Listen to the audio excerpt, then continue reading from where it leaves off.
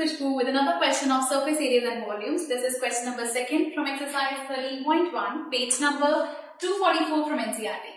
The question is, a vessel is in the form of a hollow hemisphere mounted by a cylinder. So, एक cylinder है हमारे पास. This is the cylinder mounted by a hemisphere. Hemisphere पे mounted है. So, the diameter of the hemisphere is 14 centimeter. इस hemisphere का diameter आपको बता दिया, जो कि है 14 centimeter. अगर diameter 14 है, तो radius कितना होगा? 7 centimeter. And the total height of the vessel, इस vessel की total height हमें पता है, this is 13 centimeter. Total height.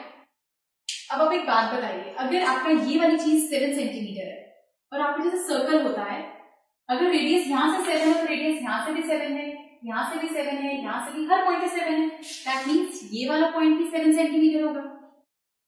सो अगर ये हाइट 7 है इतनी, तो आपके पास अगर मैं हेमिस्फीयर की हाइट यहाँ तक 7 सेंटीमीटर है, तो टोटल हाइट वेसल की थी 13.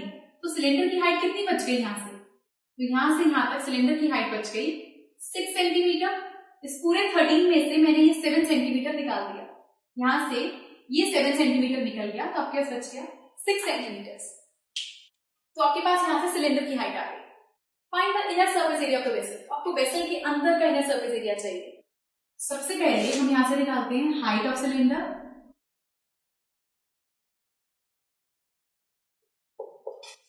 कैसे निकालेंगे?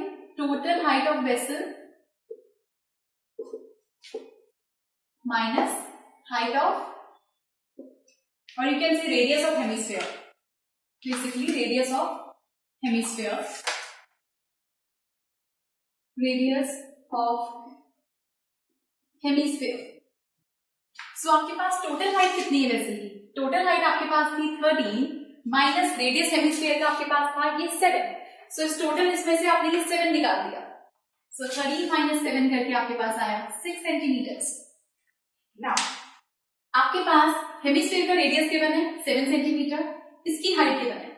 नाउ यू सी, अगर इसका ये रेडियस 7 है, तो सिलेंडर के लिए भी रेडियस 7 ही यूज होगा, राइट? बिकॉज वो उसकी सरफेस पर ही है. तो हमें निकालना है इनर सरफेस एरिया. सो इनर सरफेस एरिया निकालने का मतलब हुआ आपको टॉप, ये टॉप इंक्लूड नहीं हो रहा, ये फॉलो चीज है ना, खाली हुआ, तो ये चीज इंक्लूड नहीं हो रहा. तो हम निकालेंगे curve surface area of cylinder. जैसे हमारे पास कोई सिलेंड्रिकल चीज हो, लेट्स सपोज कोई सिलेंड्रिकल चीज है मेरे हाथ में, अंदर से खाली, तो उसके अंदर का वो पोर्शन मुझे निकालना है. That is the curve surface area. Surface तक रहेगा प्लस कर्व सरफेस एरिया हम लेंगे ऑफ हेमिस्फीयर.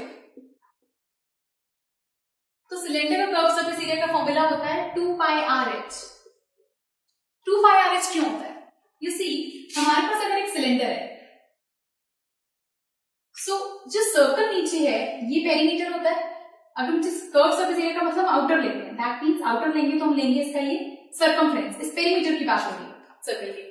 ऐसे करते करते पहले एक रिंग, आप मानिए मेरे हाथ में कोई रिंग हो, पहले एक रिंग, उसके ऊपर दूसरी रिंग, उसके ऊपर तीसरी, चौथी, पांचवी, करते करते आप रिंग्स रखते जा रहे हैं, गोल गोल रिंग्स आप रखते जा रहे हैं. तो ऐसे करते करते एक रिंग आई, दूसरी आई, तीसरी आई, चौथी आई, पांचवी आई, छठी, सातवीं आई, करते करते करते करते करते ये ऊपर तक जा रहा है. तो ये पेरीमीटर कितनी हाइट तक जा रहा है वो आपको देता है curve surface area of cylinder. मतलब पेरीमीटर का मतलब हुआ 2 पाई आर इंटू उसकी हाइट कितनी है.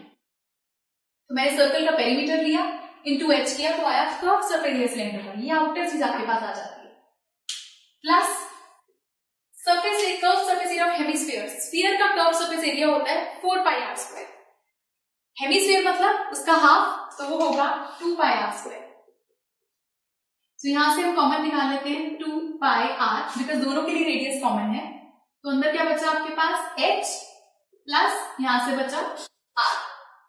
सो you are 2 into 22/7 into radius हमारे पास है यहाँ पे 7, हाइट सिलेंडर की है 6 प्लस रेडियस है 7.